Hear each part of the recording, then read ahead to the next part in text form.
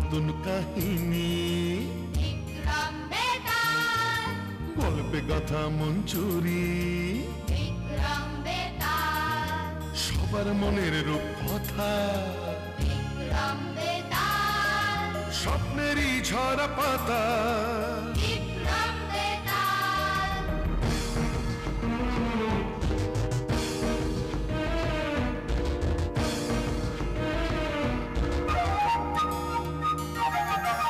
জীবনের মোড়কে গল্প হাজার, নীল লাল সাদা কালো রঙের বাহার, কল্পনায় রূপকথায় মিলে একাকার, তাই নিয়ে আসছে পর্দায় এবার বিক্রম বেতাল, বিক্রম বেতাল, বিক্রম বেতাল, বিক্রম বেতাল, বিক্রম বেতাল।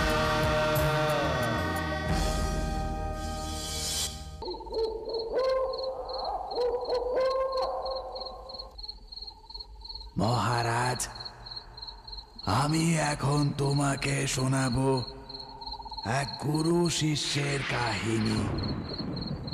শোনো মন দিয়ে। বহুকাল পূর্বে দণ্ডকারণ্যে শ্বেতাঙ্গ মুনির আশ্রম ছিল। মনোরম হিমালয়ের পাদদেশে ফুলে ফলে ঘেরা আশ্রমে বহু ছাত্র সমাগম ছিল। সেখানে থেকে তারা বেদ, ধনুর্বিদ্যার শিক্ষা নিত। ছাত্ররা সকলেই ধীরে ধীরে শাস্ত্র শিক্ষা, অস্ত্রবিদ্যায় পারদর্শী হয়ে উঠতে থাকে সেখানে। এদেরই মধ্যে একজন ছাত্র, যার নাম ছিল গুণশীল, গুরুগৃহে শিক্ষা শেষ করে গুণশীল ঋষিকে বলে, গুরুদেব, আজ আমার শিক্ষা শেষ হয়েছে। গুরুগৃহে থেকে শাস্ত্র শিক্ষায়, নীতি শিক্ষায়, অস্ত্রবিদ্যায় পারদর্শী হয়েছি। এবার আমি গুরুগৃহ ছেড়ে নিজ রাজ্যে ফিরে যাব। কিন্তু ঋষিবর, আজ আমি গুরুদক্ষিণা দিতে চাই। আপনি বলুন ঋষিবর, কি গুরুদক্ষিণা আপনি চান আমার থেকে? বৎস, সম্পূর্ণ অশিক্ষার অন্ধকারে তো আজ আমি নিয়ে নিয়েছি। তোমার কাছে তো কিছুই নেই আজ আমাকে দেওয়ার মতো। আমি চাই এতদিনে তুমি আমার কাছ থেকে যে শিক্ষা গ্রহণ করেছ তা দিয়ে জগতের অন্ধকার ঘোচাবে, জগতের মঙ্গল করবে। ক্ষমা করবেন গুরুদেব, আমি সব শুনব, কিন্তু গুরুদক্ষিণা আপনাকে নিতেই হবে। ঠিক আছে, ঠিক আছে বৎস, এই নাও। হ্যাঁ, কালো পতাকা? এটা দিয়ে কি করব আমি গুরুদেব? বৎস, এই কালো পতাকা নিয়ে তুমি দেশে ফিরবে এবং ফেরার পথে যত তীর্থ পড়বে সেখানকার জলে এই পতাকা ধোবে। যেদিন এই কালো পতাকা ধুতে ধুতে সাদা হয়ে যাবে, সেদিন জানবে তুমি গুরুদক্ষিণা দিতে পেরেছ। ঠিক আছে প্রভু, তাই হবে। শিক্ষা সমাপ্তের পর ঋষির কথা মতো গুণশীল কালো পতাকা নিয়ে নিজের দেশে ফিরে চলল। চলতে চলতে গুণশীল তার প্রথম তীর্থক্ষেত্রে এসে পৌঁছল। ঠিক সেই সময় এক ক্ষুধার্ত ভিক্ষুক এসে হাজির হলো তার সামনে। বাবা, বাবা, আমি খুব ক্ষুধার্ত। আজ দুদিন দুমুঠো আহার জোটেনি আমার। দয়া করে তুমি যদি আমায় দুমুঠো আহার দাও, তবে বড়ই উপকৃত হই। আহ, প্রাণে বাঁচি আমি। আহ, সঙ্গে যা আছে তা দিয়ে দিলে আমার নিজেরই আহার কমে যাবে। তাই এই অবস্থায় ভিক্ষুককে সাহায্য করা আমার উচিত হবে না। বাছা, আমি বড়ই ক্ষুধার্ত।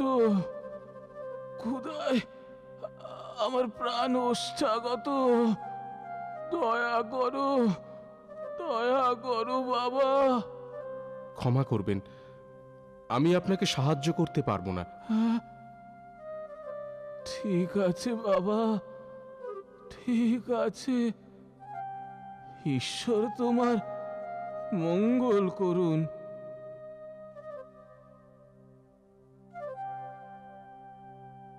যাই, জলাশয়ে পতাকাটা ধুয়ে গুরু দক্ষিণা দিয়ে আসি।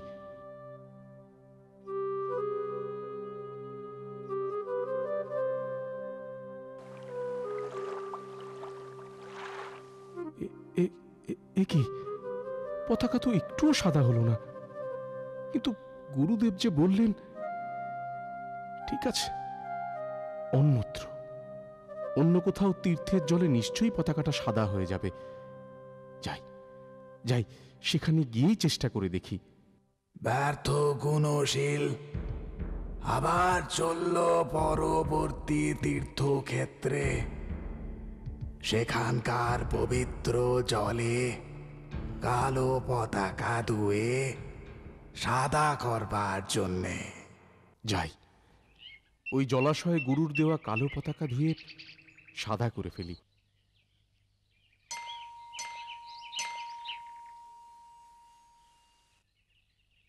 শিক্ষা সমাপ্ত করে আমি নিজের দেশে ফিরছি। গুরুর দেওয়া কালো পতাকা তীর্থের জলে ধুয়ে সাদা করে গুরুদক্ষিণা দিতে চাই আমি। আমার ইচ্ছা পূরণ করো। বাবা, আমার সন্তানের পরনে কোনো বস্ত্র নেই। যদি তুমি এক টুকরো কাপড়ের ব্যবস্থা করে দিতে পারো তবে বড়ই উপকৃত হই বাবা।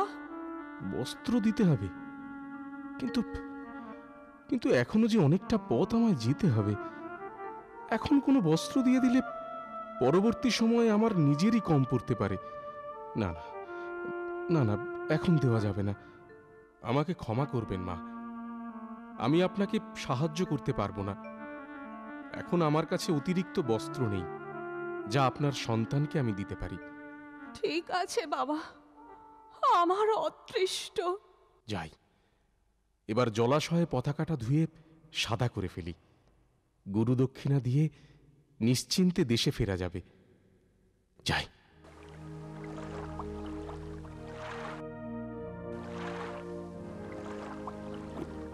এ কি, এ কি, পতাকা তো সাদা হচ্ছে না, আবার ডোবাই তো। না, আরে এ তো মহা আশ্চর্যের বিষয়। পতাকাটা কিছুতেই সাদা হচ্ছে না। না, এখানেও হবে না। যাই, অন্য কোথাও চেষ্টা করতে হবে। ব্যর্থ গুণশীল আবার চলতে লাগলো অন্য তীর্থস্থানের উদ্দেশ্যে। পথ চলতে চলতে গুণশীল চিন্তা করতে লাগলো, কি যে হলো। ঋষিবর বললেন এই কালো পতাকা তীর্থস্থানের পবিত্র জলে ধুয়ে সাদা করে ফেললেই তাকে গুরুদক্ষিণা দেওয়া হবে। কিন্তু কিন্তু এত স্থান ঘুরেও তো কোনো ফল হলো না। কালো পতাকা যে কিছুতেই সাদা হচ্ছে না। বাবা, চলতে চলতে যে রাত হয়ে গেল। একে রাতের অন্ধকার, তার উপরে এই ঘন জঙ্গল। ওরে বাবা, এই জঙ্গলে তো হিংস্র জন্তু জানোয়ারও রয়েছে। বেশিক্ষণ এখানে থাকলে নির্ঘাত কোনো বাঘের পেটে যাব। ওরে বাবা, না না না, আর এগোনো উচিত হবে না। আজ রাতটা বরং এখানেই কোনো গাছের ডালে চড়ে কাটিয়ে দেই। হ্যাঁ, সেই ভালো, সেই ভালো। এই তো সামনের গাছটায় বরং আজ উঠে পড়ি।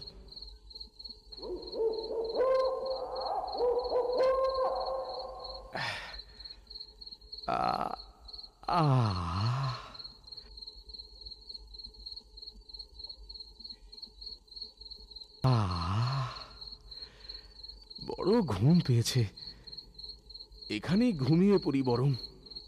ছেড়ে দাও, ছেড়ে দাও আমাকে, বাঁচাও, বাঁচাও, ছেড়ে দাও, দয়া করো, দয়া করো।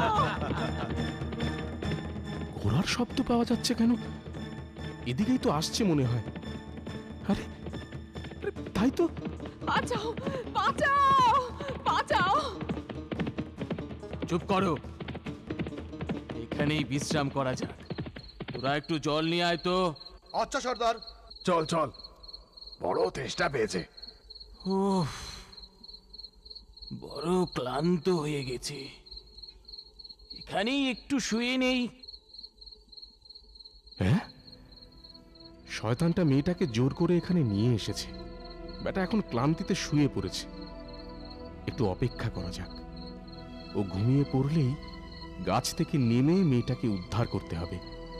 আহ আহ আমাকে বাঁচান, আমাকে আমাকে এই দস্যুর হাত থেকে আমায় রক্ষা করুন। চুপ চুপ চুপ, চিৎকার করো না। বেটা নিশ্চয়ই এতক্ষণে ঘুমিয়ে পড়েছে। ওর সাকরেদদেরও আসতে বেশ সময় লাগবে, কারণ কাছে পিঠে কোনো জলাশয় নেই। দস্যু ঘুমিয়ে পড়েছে, আর দেরি করবেন না, শিগগির আসুন, মুক্ত করুন আমায়। হ্যাঁ হ্যাঁ, কে আপনি? দস্যুরা আপনাকে এখানে ধরে এনেছে কেন? আমার নাম ত্রিলোচনা, আমার পিতা হরিদত্ত। তিনি বল্লভপুরের মস্ত বণিক। দস্যুরা আমাকে ধরে এনেছে আমার পিতার কাছ থেকে প্রচুর অর্থ নেবে বলে। আমাকে আটকে রাখলে তা পেতে খুবই সুবিধা হবে। চলো চলো চলো, দস্যুদের ঘোড়া ওইদিকে বাঁধা আছে। একটাকে খুলে নিয়ে তাতে চড়ে আমি তোমাকে তোমার পিতার কাছে পৌঁছে দেব। চুপ, শব্দ করো না। তুমি এক কাজ করো, বরং ধীরে ধীরে গিয়ে দস্যুর তলোয়ারটা নিয়ে এসো। না না, আমি পারবো না, আমি পারবো না। যাও, ভয় পেলে চলবে না। ওটা আমাদের আত্মরক্ষায় সাহায্য করবে। শিগগিরই যাও। আচ্ছা, ঠিক আছে, রক্ষা করো।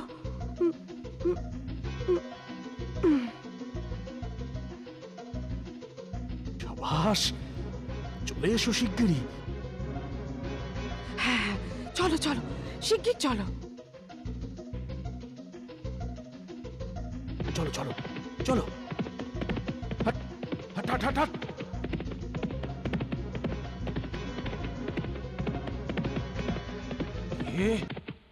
হ্যাঁ, এত বড় স্পর্ধা! এই, পালাও পালাও, দ্রুত ঘোড়া ছোটাও। হাট হাট হাট হাট হাট হাট হাট হাট হাট হাট হাট। দাঁড়াও, দাঁড়াও বলছি, হয়তো গর্দান চলে যাবে। এই, দাঁড়াও। উফ বাবা, 2 কোষ পথ হেঁটে তবে আরে ওই দেখ, ওই দেখ, সর্দারও পিছু পিছু ছুটছে। চল শিগগির চল। আরে আমার ঘোড়া, এখন কি হবে? চুপ করো, আমারটা উঠে পড়, শিগগির চল। হ্যাঁ হ্যাঁ হ্যাঁ, চল চল, তাই চল। হাট হাট হাট হাট, চল হাট। দাঁড়াও বলছি, নইলে গর্দান নেব। দাঁড়াও বেয়াদব, দাঁড়াও। বাকি দুজনে তো পেছনে এসে পড়েছে।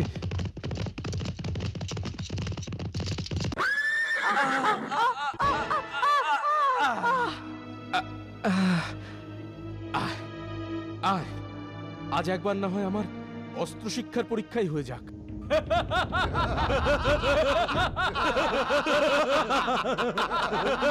যদি ক্ষমতা থাকে একে একে চলে এসো, দেখি তোমাদের কত শক্তি। এই, দাঁড়া।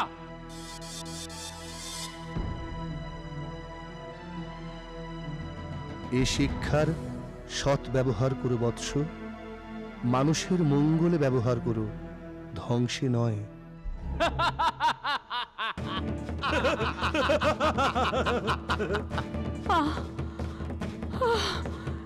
রক্ষা করো ঈশ্বর, রক্ষা করো আমাদের।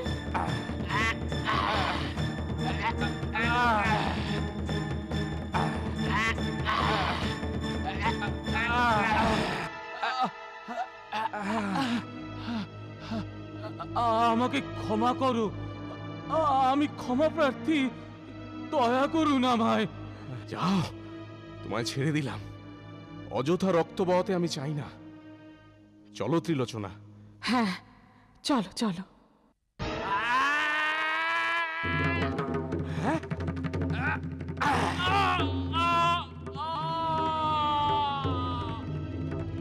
এ কি? হ্যাঁ, আমাদের সর্দারকে মেরে ফেলেছে। পালাও, পালাও শিগগির।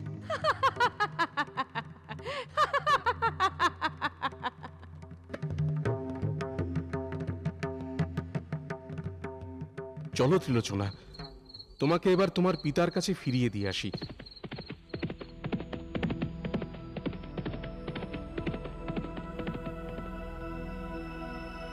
বাবা, বাবা, মা, মা আমার, তুই ফিরে এসেছিস মা।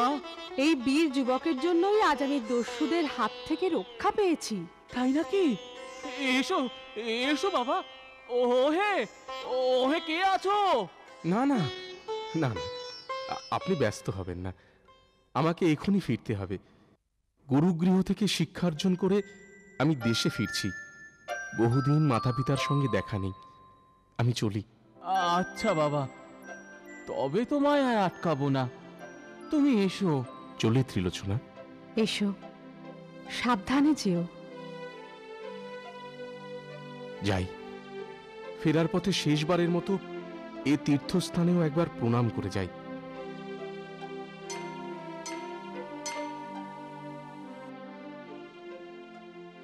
গুরুদেবের কথা মতো জলাশয়ে পতাকাটা ডুবিয়ে দেখি। সাধা তো আর হলো না, আমার গুরু দক্ষিণাও আর দেওয়া হলো না। এ কি, এ কি, কি আশ্চর্য! কালো পতাকা তো একেবারে সাদা হয়ে গেল। হ্যাঁ, এ কি অবাক কাণ্ড! এত দিনে যা হলো না তা হঠাৎ এভাবে হয়ে গেল। মহারাজ, এবার তুমি বলো তো, এত তীর্থ ঘুরেও ঋষির দেওয়া কালো পতাকার রং সাদা হচ্ছিল না। সেই কালো পতাকা হঠাৎই সাদা হয়ে গেল কি করে? মহারাজ, এর কারণ কি? উত্তর দাও মহারাজ, চুপ করে থেকো না, উত্তর দাও, উত্তর দাও মহারাজ। বেতাল, গুণশীল ঋষির কাছ থেকে পাওয়া কালো পতাকা নিয়ে সর্বত্র তীর্থক্ষেত্রে ঘুরেও পতাকার রং সাদা করতে পারছিল না।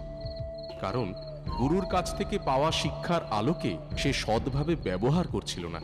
কিন্তু পরবর্তীকালে জঙ্গলে বিপদে পড়া ত্রিলোচনাকে নিজ প্রাণহানির ভয় ত্যাগ করে তার প্রাণ বাঁচায়।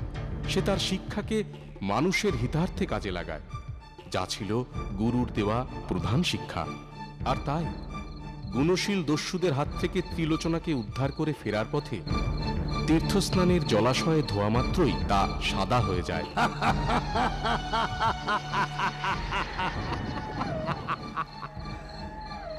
মহারাজ, তুমি এবারও সঠিক উত্তর দিয়েছ, কিন্তু আবার তুমি কথা বলে ফেলেছ। তাই শর্ত অনুযায়ী আবার আমি চললাম মহারাজ, আমি চললাম, আমি চললাম।